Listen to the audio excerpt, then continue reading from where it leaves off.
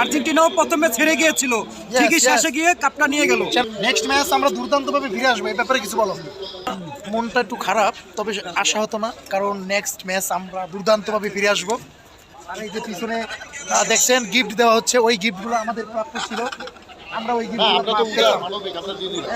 গিফটগুলো পাইতাম, কিন্তু আজকে ওই গিফটগুলো রংপুর নিয়ে গেল। তো সমস্যা নাই, নেক্সট টাইম আমরা দুর্দান্তভাবে ফিরে আসবো এবং সকলকে বরবাদ করে দেবো ইনশাল্লাহ। এই শেরেবাংলা মাঠে পড়ে গেলাম, নেক্সট ম্যাচে আমরা উইন হব। আর সকল সাকিবিয়ানরা এই ভিডিওটা শেয়ার করে সবাইকে জানায় দাও যে নেক্সট টাইম শাকিব খানের টিম উড়াদুরাভাবে ফিরে আসবে। কি কথা ঠিক আছে? আমি একটা কথা বলি, এইখানে হচ্ছে শেষ নয়, আপনার শেষ থেকে কিন্তু শুরু আছে। সো আমরা আই হোপ আশাবাদী কি ঢাকার এখনো কি আছে, সময় আছে। আমরা ঢাকার সাথে হারলে আছি, জিতলে আছি, আমরা আশাবাদী হচ্ছে কি ঢাকা সবসময় কি আগামীতে হচ্ছে প্রথম ম্যাচ যে জিততে হবে এটার কোনো কথা না, প্রথম ম্যাচ যে জিততে হবে এটা কোনো কথা না। কথা হলো খেলা এখনো শুরু, খেলা শেষ হয়ে যায় নাই। আপনারা দেখতে পারবেন নেক্সট কি হয়। আর্জেন্টিনাও প্রথমে ছেড়ে গিয়েছিল, ঠিকই শেষে গিয়ে কাপটা নিয়ে গেল, চ্যাম্পিয়ন হয়ে গেল। এর বিষয় এগুলো না, খেলায় হার জিত থাকবেই, বিপিএল এর যে এবার বাড়তি উন্মাদনা সেটা কিন্তু ম্যাজিস্টার শাকিব খানের জন্য। আপনারা জানেন যে ম্যাজিস্টার শাকিব খান সাম্প্রতিক সময়ে দুবাই মনে হয় না কাতারে গিয়ে একটি কথা বলেছিলেন যে আমি একজন দেশপ্রেমিক আপনাদের মতোই, আমি দেশকে এগিয়ে নিতে চাই। তো সেই জায়গা থেকে বিপিএলে ওনার পার্টিসিপেট করার অর্থই হলো বিপিএলকে বিশ্বব্যাপী জানুক এবং বিপিএল এগিয়ে যাক।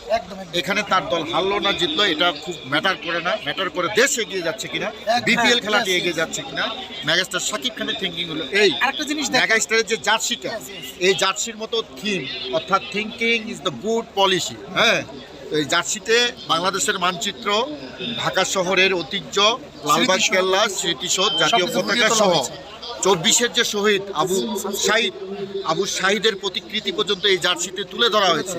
এটা কয়জনের মাথায় আসে? একজন দেশপ্রেমিক চিন্তাশীল মানুষের মাথায় আসে, আর এটাই মেগাস্টার শাকিব খান। ইভেন কিন্তু শাকিব খানের এই দল ক্রয়ের কারণে কিন্তু নতুন করে কিছু পিপল কিন্তু এই ক্রিকেটটা নিয়ে হয়ে গেছে। শুধু এটা না, বিপিএলে স্পন্সর খুঁজে পাওয়া যাচ্ছিল না, বিভিন্ন কোম্পানিগুলো সাহস পাচ্ছিল না, কারণ বিপিএল খেলাটাকে ওভাবে মানুষ নিতে পারেনি। কিন্তু এইবারে স্পন্সরের অভাব নেই, তার মূল কারণ হলো brand of the megastar, global megastar Shakib. তো এই মেগাস্টার যদি এই টিমটা এই বিপিএল এ যদি না নিত অবশ্যই ঢাকা আসলেই থাকতো না, আমি মনে করি সেটা কেউ নাই, একমাত্র এই শাকিব খানের জন্যই সম্ভব হয়েছে এই ঢাকা ক্যাপিটালস, না হলে থাকতোই না। যেরকম কুমিল্লা বাদ হয়ে গেল, টিমই নাই। তো 64 জেলা সাকিবিয়ান উইথ প্রবাসী ফ্রন্ট থেকে আমরা ছিলাম আজকে শেরেবাংলা স্টেডিয়ামে, ন্যাশনাল স্টেডিয়ামে। তো আজকে আমরা পুরো ম্যাচটাকে উপভোগ করেছি এবং দুর্দান্তভাবে তারা শুরু করেছিল, শেষটাতে গিয়ে তারা একটু মানে ধরে রাখতে পারেনি, যার ফলশ্রুতিতে কিন্তু আমরা হেরে গিয়েছি। তো যাই হোক, নেক্সট ম্যাচে কিন্তু আমরা খুব দুর্দান্তভাবে ফিরে আসবো এবং আমাদের সুন্দর একটি কামব্যাক হবে, এটা আমরা আশা করছি।